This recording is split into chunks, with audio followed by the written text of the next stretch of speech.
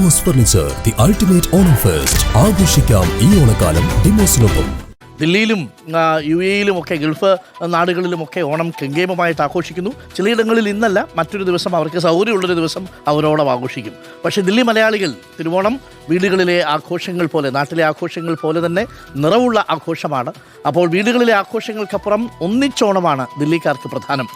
മയൂർ വിഹാറിലെ ഉത്തര ഗുരുവായൂരപ്പൻ ക്ഷേത്രത്തിലേക്ക് നമ്മളൊന്ന് പോകുന്നു. അവിടെ നമ്മുടെ നോബൽ മാരിക്കാരനുണ്ട്. സദ്യയും കഥകളിയും അടക്കം വിപുലമായ പരിപാടികളാണ് ക്ഷേത്ര കമ്മിറ്റി ഒരുക്കിയിട്ടുള്ളത്.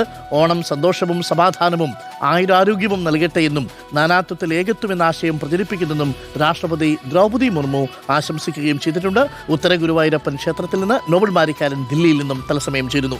നോബൽ മാരിക്കാരൻ, happy Onam, very good morning. എന്താണ് ഗുരുവായൂരപ്പൻ ക്ഷേത്രത്തിലേക്കൊക്കെ നമ്മൾ മലയാളി സുഹൃത്തുക്കളൊക്കെ എത്തുന്നുണ്ട്? കുടുംബസമേതമാണോ എത്തുന്നത്? രാവിലെ ക്ഷേത്രത്തിൽ വന്ന് ദർശനം നടത്തി തിരിച്ച് വീട്ടിൽ പോയി ഓണസദ്യ ഉണ്ടാക്കുമോ? അങ്ങനെയാണോ പൊതുവെ രീതി?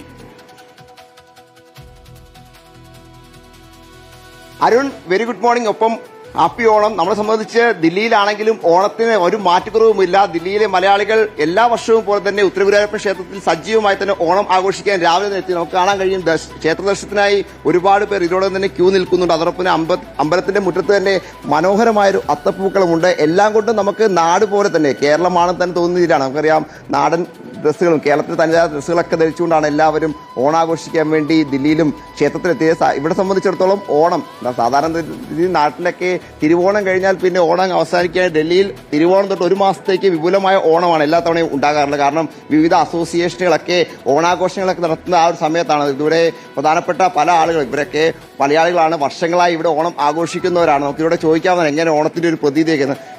നിങ്ങൾ എല്ലാ വർഷവും ഓണം ഇവിടെ തന്നെയാണല്ലോ? നമ്മളെല്ലാ വർഷവും ഓണം ഇവിടെ തന്നെ. ഒരു 10-20 വർഷമായി ഓണം അമ്പലത്തിൽ തന്നെ. ഇന്നലെ രാത്രി തുടങ്ങി പൂക്കളം ഇട്ടാണ്. പിന്നെ അമ്പലത്തിലെ പ്രസിഡന്റ് നമ്പ്യാസാറെല്ലാം ലീഡ് ചെയ്ത് കൊണ്ടു നടക്കുന്നു. പിന്നെ നാട്ടിലെ ഓണാണ് ഇവിടുത്തെ ഓണം? നാട്ടിലോട് മിസ് ചെയ്യാറുണ്ട്? ഇവിടുത്തെ ഓണാണ് നാട്ടിനെക്കാട്ടും ഒരു ഭംഗിയായിട്ട് നടത്തുന്നത്. എന്താ അങ്ങനെ തോന്നാൻ കാരണം? ഇവിടെ എല്ലാവരും ഒരു കൂട്ടായ്മയാണ്. നാട്ടിൽ ഞങ്ങൾ ഇപ്പൊ കണ്ണൂരുകാരനാണ്, കണ്ണൂരുകാരൻ മാത്രമേ ഉള്ളൂ. ഇത് കാസർഗോഡ് മുതൽ തിരുവനന്തപുരത്തുള്ള ആൾക്കാരെല്ലാം എല്ലാവരും ഒത്തുകൂടുന്ന ഓണം എവിടെയാണ്? ഒരു ഓണപ്പാട്ടായാലോ? എവിടെ നിന്നാണ് തുടങ്ങുക?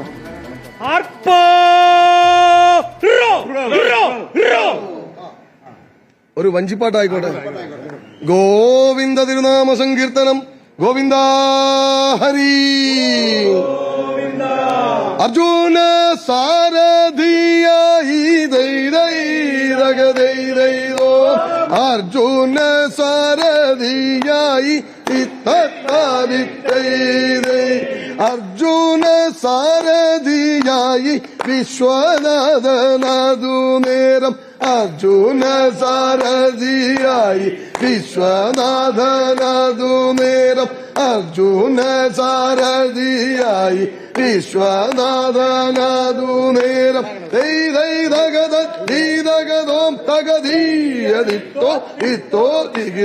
എല്ലാവർക്കും ഓണാശംസകൾ. അതുകൊണ്ട് ഇങ്ങനെ ഒരു പാട്ടൊക്കെ നമുക്ക് ഇപ്പൊ കേരളത്തിലെ അമ്പലങ്ങളിൽ കിട്ടിയാൽ വളരെ ബുദ്ധിമുട്ടായിരിക്കും. ദില്ലിയെ സംബന്ധിച്ച് നേരത്തെ പറഞ്ഞ പോലെ തന്നെ കണ്ണൂർ മുതൽ അല്ലെങ്കിൽ കാസർഗോഡ് മുതൽ തിരുവനന്തപുരം വരെ എല്ലാവരും ഓണം ആഘോഷിക്കാൻ വേണ്ടി ഇങ്ങോട്ടേക്ക് എത്തുന്ന വലിയൊരു കാഴ്ചയാണ് നമുക്ക് ഇവിടെ ക്ഷേത്രത്തിൽ കാണാൻ. ഒരുപാട് ആളുകൾ നമുക്ക് കാണാൻ കഴിയും.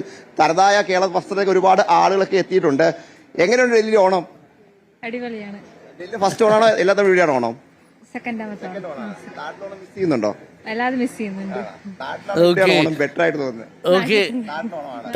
നാട്ടിലെ ഓണമാണ് ബെറ്റർ. അങ്ങനെ ഒരുപാട് ആളുകൾ നമുക്ക് കാണാൻ കഴിയും. ക്ഷേത്രമൊക്കെ അലങ്കരിച്ച് അതെ ഗംഭീരാക്കിയിട്ടുണ്ട്. നമ്മുടെ ഗുരുവായൂരപ്പൻ ക്ഷേത്രം പോലെ തന്നെ ഉത്തര ഗുരുവായൂരപ്പൻ ക്ഷേത്രം മയൂർ വിഹാറിൽ ഡൽഹിയിലും അണിഞ്ഞൊരുങ്ങി നിൽക്കുകയാണ്. ആറന്മുള ക്ഷേത്രത്തിലെ വഞ്ചിപ്പാട്ട് കഴിഞ്ഞിട്ട് നമ്മളിപ്പോൾ കേട്ട വഞ്ചിപ്പാട്ട് ഡൽഹിയിലെ ഉത്തര ഗുരുവായൂരപ്പൻ ക്ഷേത്രത്തിൽ നിന്നാണ്.